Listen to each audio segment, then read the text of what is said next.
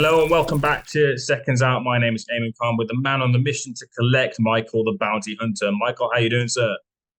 I'm good. How you doing? All the better for speaking to you, Michael. Look, Michael, I might have been living under a rock a little bit here. I didn't realize you were a plant-based athlete. I'm a vegetarian myself. I haven't made the full move to fully plant-based, but as an athlete, I imagine, is it difficult to sustain and source the right things to fuel your body? Would I be right in saying that? Absolutely. It is a challenge every day because if you're not a cook, like myself, I'm really not, but I have a lot of people that help. It's very hard to find sustaining foods. Where even a lot of the soils and minerals are depleted in the minerals. The soils and where we're getting our vegetables and stuff. So it's not really an easy task. Everybody that is trying to eat cleaner in a better way, we have to all resort on these vitamins and trace minerals and other like substances because of the food, even the vegetarian food or vegan food, plant-based food is lacking in these things as well. So How do you get around that? Like, how difficult is it to in a weekly shop to get the right things in? well, like you said, you just constantly want to be taking vitamins and minerals, and when you do that, you try to take them in the most subtlest way as possible. You don't want to. You rather take something in liquid form than a pill, or maybe something you could just squirt in your mouth, or maybe you have a ultralight violet room, red light therapy or something where you get vitamin D and all these other things that helps the glands secrete whatever it needs to for need be. So we have to constantly be doing certain things like that. That's why the now in this day and age we're always talking about the recovery. The recovery is most important. So I think that we have to take responsibility and doing our due diligence on educating ourselves on the simple things, because that's all it really is. It's a lot. We're losing it because we've lost out on the knowledge of the simple stuff in life. It's an interesting thing to be doing and sustaining such a level of competition to be on that plant-based diet. I know a number of other athletes are doing that, but credit to you for doing that. You're also doing your thing right now in the TCL. Look, short term, it seems like the fit for you for now, but I imagine you have your goals set on those big fights that are still frustratingly passing you by at the moment.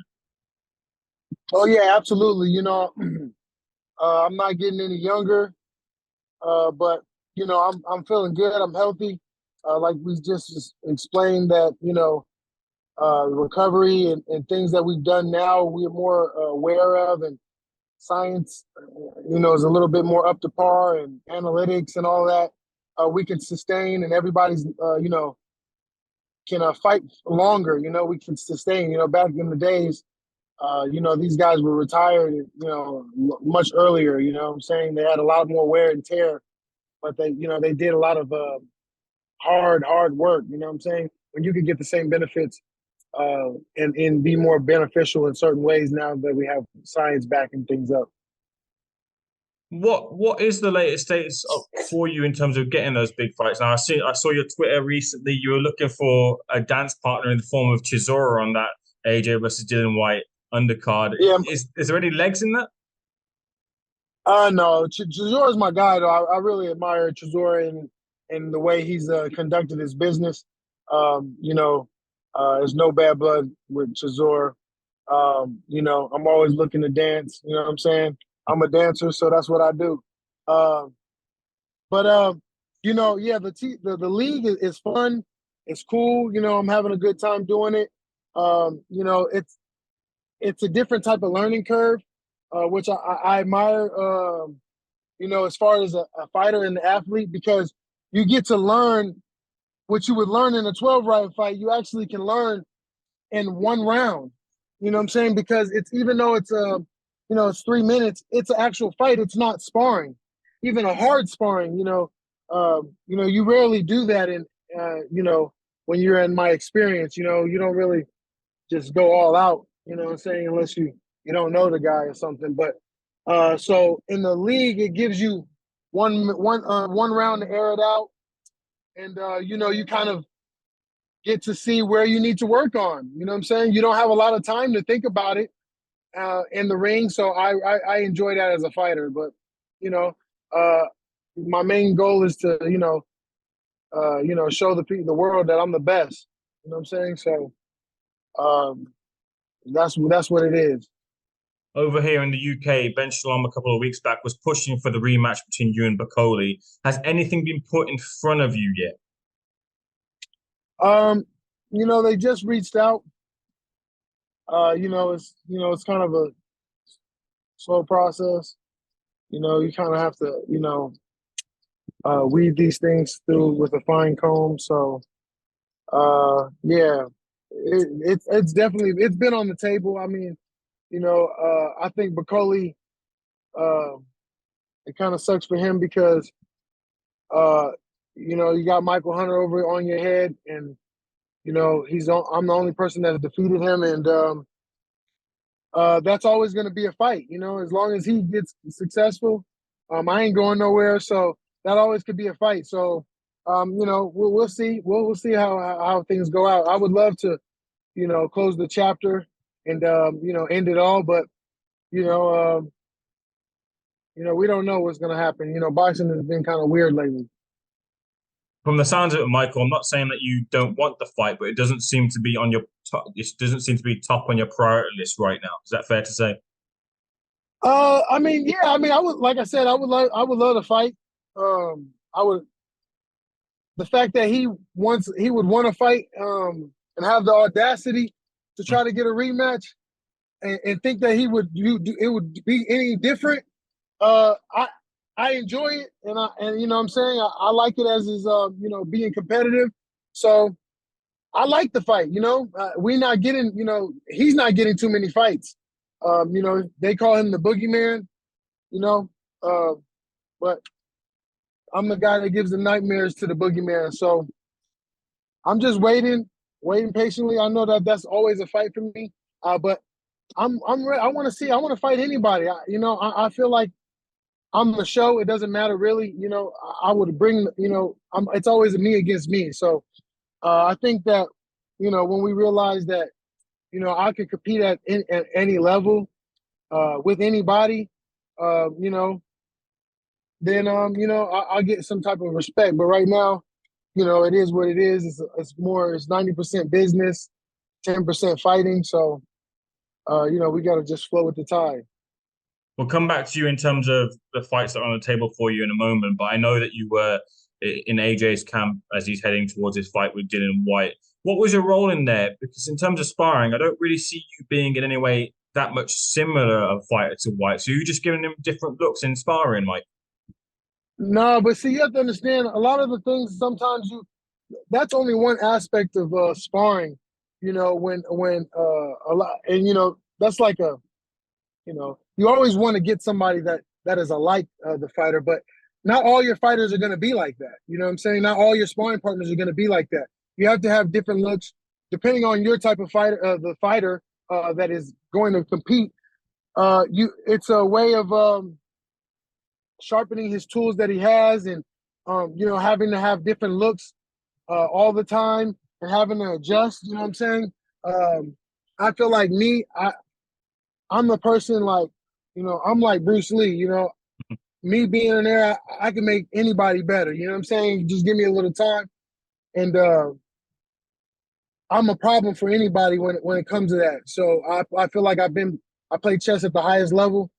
I play speed chess. You know what I'm saying? And I think that having me around is very beneficial, not just for AJ, but for anybody that's in that is learning and in camp. I have a lot of experience. I mean, so I fought tons of people. I've been in the ring with tons of people.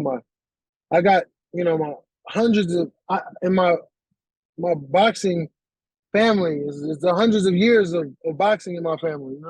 Mm-hmm. So Michael, literally. this isn't for you to answer, but I'm sure you keep a touch on kind of the British scene and what's being said and things with big fights. Now, AJ, the angle I wanted to come at you with this is AJ's come out and he said some stuff about his former coach, Robert McCracken, giving his thoughts on his former trainer. We've seen AJ talk and people say he's media trained and things, but when he speaks like this, people have taken to it a little bit badly. It seems like AJ can't win whenever he kind of speaks honestly. Do you see that side of things? Um, yeah, I think that he might have yeah, I mean, who knows? I can't, I really can't call it, to be honest. But I think that I think that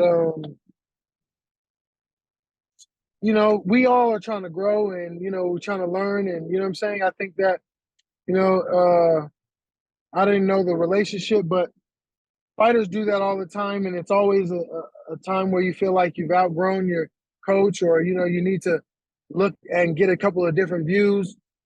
And sometimes that's just how it goes, you know what I'm saying? So I think that that's kind of a hard thing to say, because there should be a little bit better of respect between both parties when doing that, because that's a normal thing, you know what I'm saying? I mean, you go to first grade, and then you go to second grade, you go to third grade, you go to fourth grade, you know what I'm saying? It's just um that's just how life is, you know what I'm saying? So I hear you on that. Look, there's another thing that's also got the boxing public talking. I wonder where you stand on this. Tyson Fury versus Francis Ngannou. I saw you retweet of someone suggesting, hey, why didn't Tyson Fury go for Michael Hunter? He's available. Would you, as a heavyweight contender, share the frustrations of the boxing public that Fury isn't taking on another proper boxer? Say that again? they don't want to fight. These dudes don't want to fight. Hmm. They just don't want to fight. They want to do something else. They want the fame. You know what I'm saying? They want excuses. You know what I'm saying? And most of them make them. You know what I'm saying? It's a bad thing for boxing as a whole.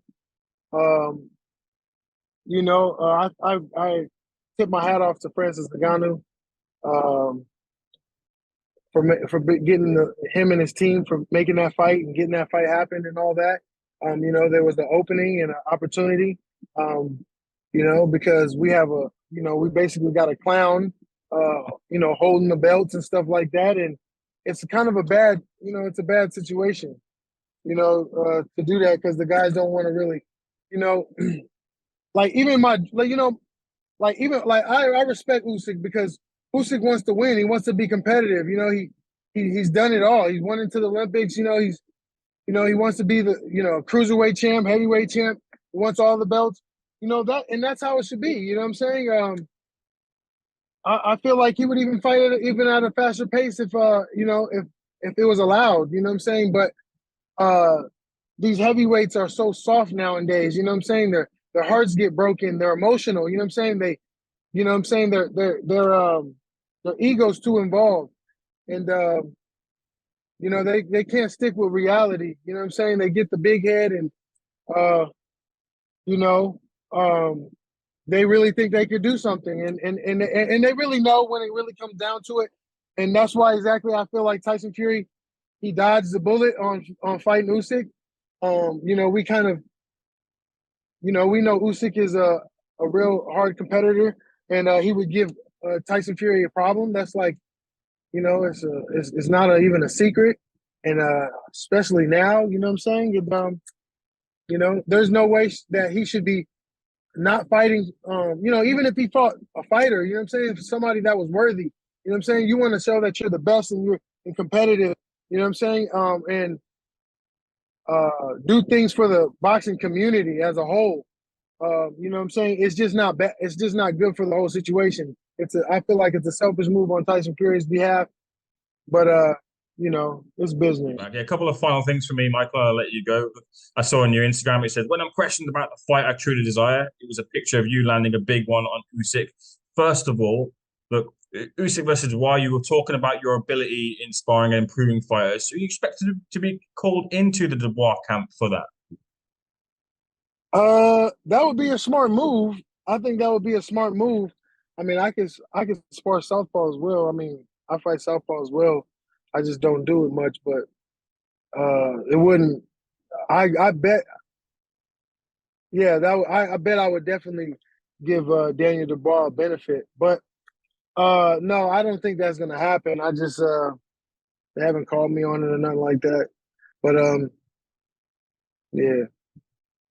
Fair enough, Michael. Look, this fight with Usyk, when you get to the top and you get the big fights that you want, do you expect Usyk to still be there at the top and holding those belts? No, I think he's gonna retire soon. That's just my that's just my thoughts. I just think he's gonna retire. He has a lot going on in his own country, in his own world. He's a very religious person. And he's done he's accomplished a lot, and he would definitely be a great ambassador for his country. So I think that and the Klitschko brothers and stuff like that, Vitaly, they're all kind of all on the same path. So I think that he would be, you know, beneficial for him and his country for him to, do something in that realm, in that quality. And I think that he would deserve that. You know what I'm saying? Disappointing for you in the sense that you get the feeling that you won't be able to share a ring with him again? Yeah, yeah, yeah, definitely. I've thought about it tons of times. I've talked about it. I was just talking about it with Anthony Joshua, actually. That actually today, that's wild. Um, that, that I don't think I'll ever get back in the ring with him. And, it's unfortunate, but I wish I could. That's probably the only person that I feel like I would want to play chess with, and who's worthy, you know what I'm saying, and competitive enough. So I think it would be much different now. Growing, you have so many different elements, uh, to moving on with your career. So I just think it would be a lot. It would be a lot different.